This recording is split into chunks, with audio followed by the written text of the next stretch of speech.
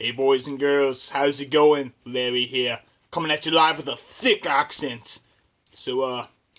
Matthew's been gone of recent times.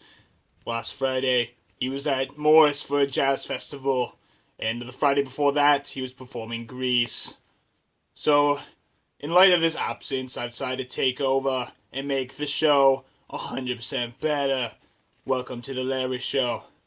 First things first, we're gonna answer some questions. So let's get to that. To the office we go. Alright, boys and girls, get ready for the questionnaire we have. Here I am, with a fashionable hat and eyeglasses. Alright, first question. In a zombie apocalypse, who would you take with you for your survival group? Personally, I would take The Rock and Chris Pratt. Why? I don't know. The Rock has muscles, so he can bash zombies in their faces, face holes. And Chris Pratt, comic relief. That'd be it. Next question. In the theater, which armrest is yours?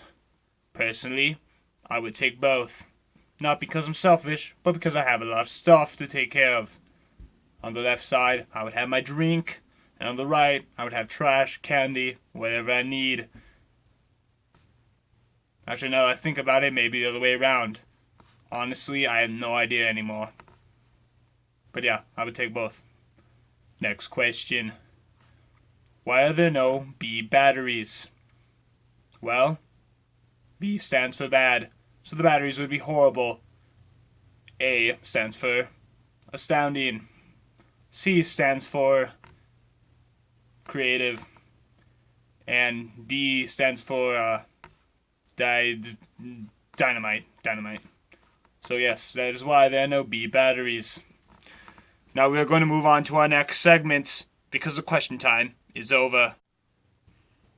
Okay, ladies and gentlemen, for our final segment here, we are going to interview the one, the only, Matthew Dulas, the owner of this channel in which we broadcast our new show on. So we have a magic ball here, in which we will use to communicate with Matthew. Mr. Matthew, sir, can you hear us? Loud and clear, Larry. How are you doing? I'm doing fine, thank you. Alright, our first question we have for you today is, what was it like performing in Greece? Yeah, Greece. Oh man, it was just the coolest thing.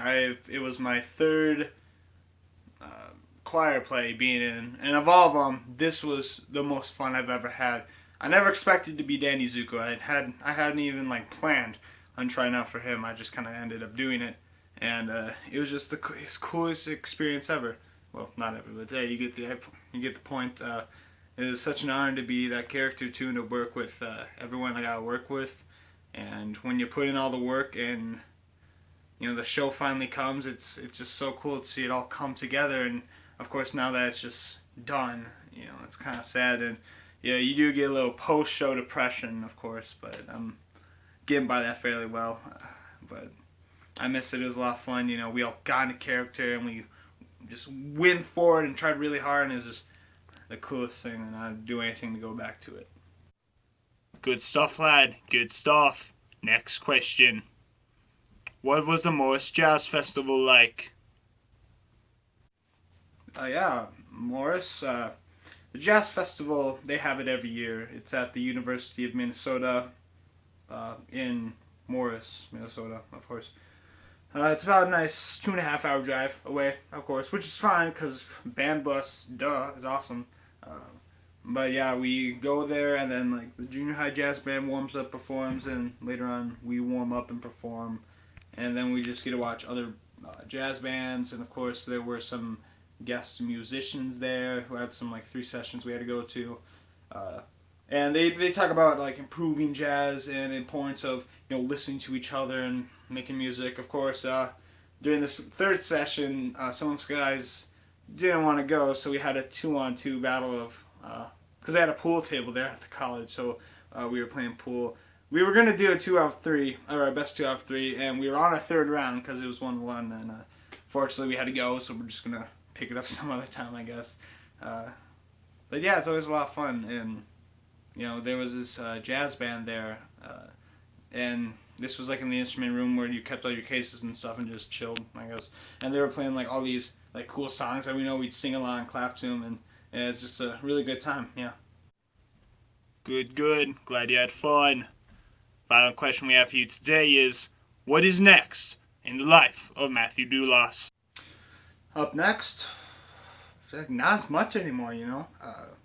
Track, of course. First track meet is on a Tuesday. You know, always excited for that, I guess. Hope it's not cold. Gosh, no. Cold track meets are the worst.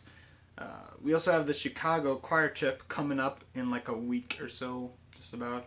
Which is so weird that it's like here now, and you know, I feel like so far away. Now it's coming up, it just hits you in the face. Speech subsections was yesterday, on Saturday, and the week before that was subsections. I didn't get to talk about that.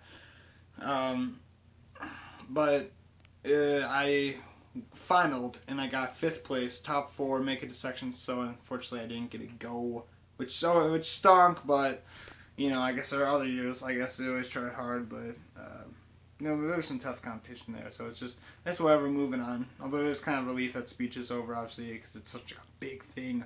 But you know, I always enjoy it. So yeah, that's pretty much it. Alright, Matthew, I thank you for joining us on the show today. It's been a real pleasure. You hit it here, folks. Thank you for joining us today. Glad you had to watch the show with us. Maybe we'll see you next week, unless Matthew finally makes a vlog and gets back on his regularly scheduled time.